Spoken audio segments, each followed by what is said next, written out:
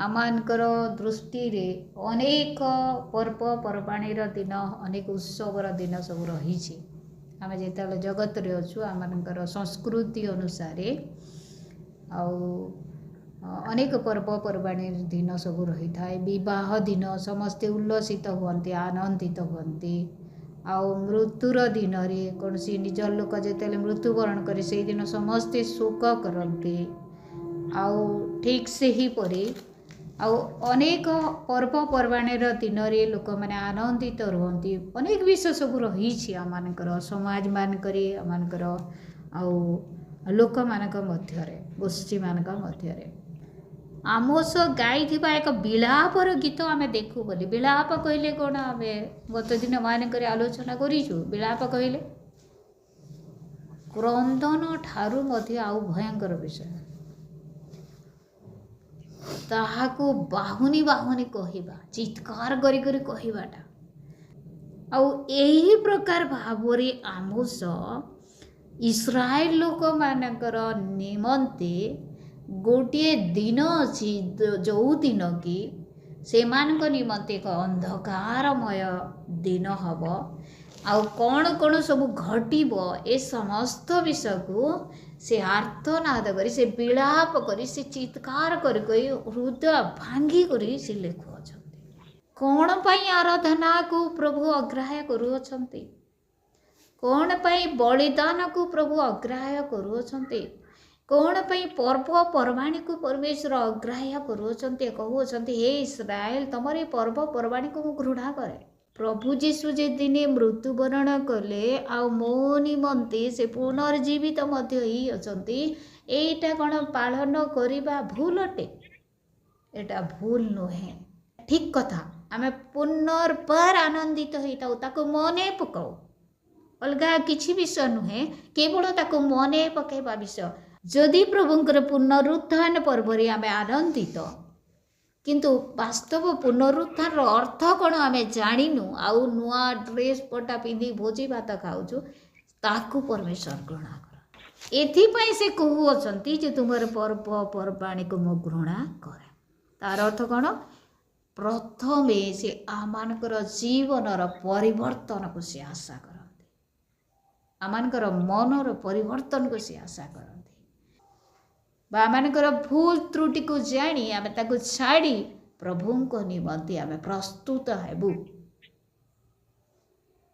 एटा वास्तव अर्थ अटे और लक्ष्य अटे आम मीटिंग जीवार आम मीटिंग करिवार लोक माने उद्धार पातु मन परिवर्तन करंतु बोली।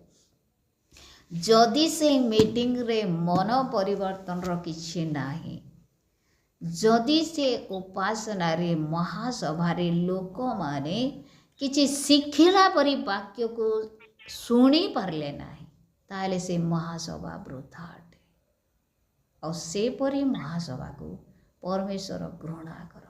किंतु ए समस्त पछरे जदि आमे आउ से वाक्य द्वारा सुशिक्षित हेबा नाई परिवर्तित हेबा नाई वाक्य रे बढ़िबा नाई ताहाले सेही आमानकर मीटिंग जीवार सब वृथा अटे। प्रभु जीशु कालवरी क्रूस रे जीवन देवार वृथा न हो।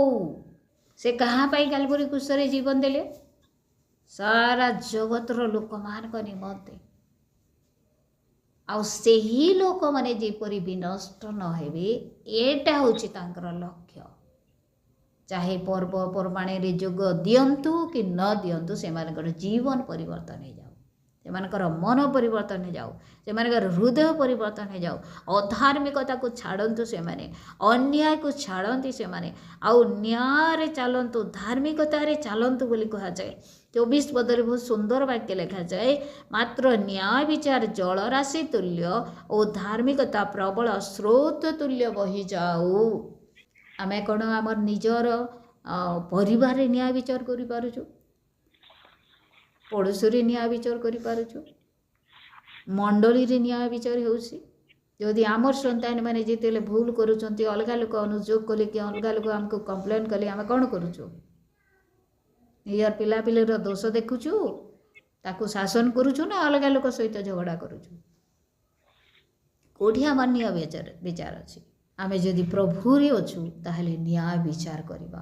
ଆଉ ପରମେଶ୍ୱରଙ୍କର ବାକ୍ୟରେ ଆମୋସ ଭବିଷ୍ୟତ ବକ୍ତା କହୁଛନ୍ତି ନ୍ୟାୟ ବିଚାର ଜଳ ରାଶି ତୁଲ୍ୟ ଓ ଧାର୍ମିକତା ପ୍ରବଳ ସ୍ରୋତ ତୁଲ୍ୟ ବହିଯାଉ। ଆଉ ସେ ସବୁବେଳେ ଆମମାନଙ୍କ ଠାରୁ ଆଶା କରନ୍ତି ଯେ ଆମମାନଙ୍କର ଜୀବନ କି ପ୍ରକାର ପରିବର୍ତ୍ତିତ ହେବ। କାହିଁକି ଇସ୍ରାଏଲ ଲୋକମାନଙ୍କୁ ଏ ସମସ୍ତ ବିଷୟ କହୁଥିଲେ? ଆମେ ଦେଖୁ ସେମାନେ ଉପାସନା କଲେ, ସେମାନେ ବାଇବେଲ ଅଧ୍ୟୟନ କଲେ, ସେମାନେ ପ୍ରଭୁ ଭୋଜ ନେଲେ, ସେମାନେ ପ୍ରାର୍ଥନା କଲେ, ତଥାପି ଆଉ ସେମାନଙ୍କର ପ୍ରାର୍ଥନା ଗ୍ରହଣ ଯୋଗ୍ୟ ହେଲା ନାହିଁ। କାରଣ କ'ଣ? କ'ଣ ପ୍ରାର୍ଥନା କରିବା ଭୁଲ ଅଟେ? ବାଇବେଲ ପଢ଼ିବା ଭୁଲ ଅଟେ? ସଭାକୁ ଯିବା ଭୁଲ ଅଟେ? ଉପାସନା କରିବା ଭୁଲ ଅଟେ? ପ୍ରଭୁ ଭୋଜ ନେବା କ'ଣ ଭୁଲ ଅଟେ? ଭୁଲ ନୁହେଁ। କିନ୍ତୁ ଭୁଲ କେଉଁଠି ରହିଛି? ଆମମାନଙ୍କ ନିଜର ଜୀବନରେ। ଆଉ ସେଥିପାଇଁ ଆମମାନଙ୍କର ଜୀବନକୁ ପ୍ରଥମେ ଆମେ ବଦଳାଇଲା ପରେ ଏ ସମସ୍ତ କାର୍ଯ୍ୟ କଲେ ପ୍ରଭୁ ଆମମାନଙ୍କ ଦ୍ୱାରା ସନ୍ତୁଷ୍ଟ ପ୍ରାପ୍ତ। ଏଇଟା ପରମେଶ୍ୱର ଆମମାନଙ୍କ ଠାରୁ ଆଶା କରନ୍ତି। ଆଉ ଯଦି ଆମମାନଙ୍କର ଜୀବନ ପରିବର୍ତ୍ତନ ହୋଇନାହିଁ, ଆମେ ଠିକ୍ ଉପାସନା କରିପାରୁନୁ। ବାଇବେଲ ପଢ଼ିବା ଖରାପ ବିଷୟ ନୁହେଁ, ବହୁତ ଉତ୍ତମ ବିଷୟ ଅଟେ। ପ୍ରାର୍ଥନା କରିବା ବି ସର୍ବୋତ୍ତମ ବିଷୟ ଅଟେ। ସବୁ ବିଷୟ, ଉପାସନା କରିବା ସବୁ ବିଷୟ ଠିକ୍ ଅଟେ। କିନ୍ତୁ କେଉଁ ଉଦ୍ଦେଶ୍ୟରେ କରୁଛୁ, କ'ଣ ପାଇଁ କରୁଛୁ, କ'ଣ ପାଇଁ ବାକ୍ୟ, କାହାର ପାଇଁ ବାକ୍ୟ, ଆମେ ଯେଉଁ ବାକ୍ୟ ପଢ଼ୁଛୁ ଆମେ ନିଜସ୍ୱ କରୁଛୁ କି ଏଇଟା ମୋର ପାଇଁ ବୋଲି? ଆଉ ଯଦି ବାକ୍ୟ ଶୁଣି ଆମମାନଙ୍କ ଜୀବନରେ ପରିବର୍ତ୍ତନ ଆସୁଛି, ବାକ୍ୟ ପଢ଼ି ଆମମାନଙ୍କ ଜୀବନରେ ପରିବର୍ତ୍ତନ ଆସୁଛି, ତାହେଲେ ଆମେ ଠିକ୍ କରୁଛୁ। ଆମେ ଦେଖୁ ବହୁତ ଲୋକ କୁହନ୍ତି, ଆଜିର ଯାହା ଅଧ୍ୟୟନ କଲା, ଯେ ପ୍ରଭୁଙ୍କର ଗୋଟେ ଦିନ ଆସିବ ଯେଉଁ ଦିନ କି ସମସ୍ତେ ଆନନ୍ଦିତ ହେବେ। ସମସ୍ତେ ଆନନ୍ଦିତ ହେବେ ନାହିଁ। ଯେଉଁମାନେ ପ୍ରଭୁରେ ନଥିବେ ସେମାନଙ୍କ ନିମନ୍ତେ ଅନ୍ଧକାରର ଦିନ, ତାହା ଚତୁର୍ଦିଗ ଅନ୍ଧକାର ହେଇଯିବ, ଆଉ କିଛି ଦେଖାଯିବ ନାହିଁ। ଯୁଆଡ଼େ ଯାଇ ରକ୍ଷା ପାଇବୁ ବୋଲି କହିଲେ କୌଣସି ଜାଗାରେ ଜଣେ ରକ୍ଷା ପାଇପାରିବ ନାହିଁ। ମନୁଷ୍ୟ ସିଂହ ଠାରୁ ପଳାୟନ ଯେପରି ଭଲ୍ଲୁକର ହାବୁଡ଼ରେ ପଡ଼ିଲା। ସିଂହକୁ ଦେଖିଲା ଆଉ ସିଂହ ଠାରୁ ନିଜର ଜୀବନକୁ ରକ୍ଷା କରିବା ନିମନ୍ତେ ଯେତେବେଳେ ପଳାଉଅଛି, ସେତେବେଳେ ଭଲ୍ଲୁକର ହାବୁଡ଼ରେ ପଡ଼ି ତାର କ୍ଷତ ହେଲା। ଆଉ ଯେତେବେଳେ ସେ ଗୃହ ମଧ୍ୟରେ ପ୍ରବେଶ କଲା, କାନ୍ଥ ଉପରେ ହସ୍ତ ଦିଅନ୍ତେ ବା ହାତ ଦିଅନ୍ତେ, ସର୍ପ ତାହାକୁ ଦଂଶନ କଲା। ଦେଖନ୍ତୁ, ଯୁଆଡ଼େ ଗଲେ ବିପଦ ତାର ଅର୍ଥ। କାହା ନିମନ୍ତେ?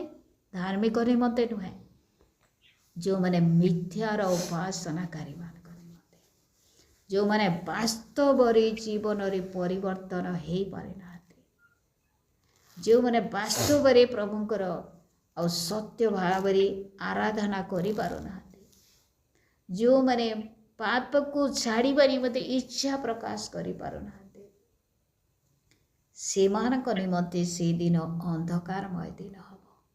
ସେମାନଙ୍କ ନିମନ୍ତେ ଯୁଆଡ଼େ ଗଲେ ବିପଦ ଗୋଳାଇବ। କିନ୍ତୁ ପ୍ରଭୁଙ୍କର ଲୋକମାନଙ୍କ ନିମନ୍ତେ, ପ୍ରଭୁଙ୍କର ଦିନର ଅପେକ୍ଷାରେ ରହିବା ପୂର୍ବରୁ ଆମମାନଙ୍କର ଜୀବନକୁ ଆମେ ସଜାଡ଼ୁ।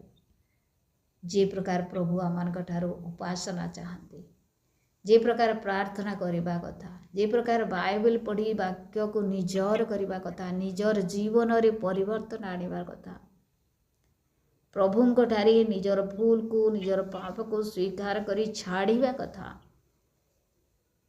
ତାହେଲେ ସେଦିନ ଆମମାନଙ୍କ ନିମନ୍ତେ ଅନ୍ଧକାରର ଦିନ ନ ହୋଇ ଆଲୋକର ଦିନ ହେବ। ଆଜ୍ଞାକାରୀ ଅର୍ଥାତ୍ ବାଧ୍ୟ ହୁଅନ୍ତୁ, ସେମାନେ ପରମେଶ୍ୱରଙ୍କର ବାଧ୍ୟ ହୁଅନ୍ତୁ। କି ପ୍ରକାର ହେବା? ବାକ୍ୟ ଶୁଣି, ବିଶ୍ୱାସ କରି, ଗ୍ରହଣ କରି, ବାକ୍ୟ ଅନୁସାରେ ନିଜର ଜୀବନକୁ ସଜାଡ଼ି ସେ ଆମମାନଙ୍କ ଠାରୁ ଏକ ଆଜ୍ଞାକାରୀ ହୃଦୟକୁ ଚାହୁଁଅଛନ୍ତି। ଆମେ ଯାହା ଉପାସନା କରୁ ବା ବାଇବେଲ ଅଧ୍ୟୟନ କରୁ, ତାହା ଆମମାନଙ୍କର ଜୀବନରେ ପରିବର୍ତ୍ତନ ଆଣୁ, ଆମମାନଙ୍କର ହୃଦୟରେ ଅନୁତାପ ଆସୁ। ଏଇଟା ପରମେଶ୍ୱର ଆମମାନଙ୍କ ଠାରୁ ଆଶା କରନ୍ତି।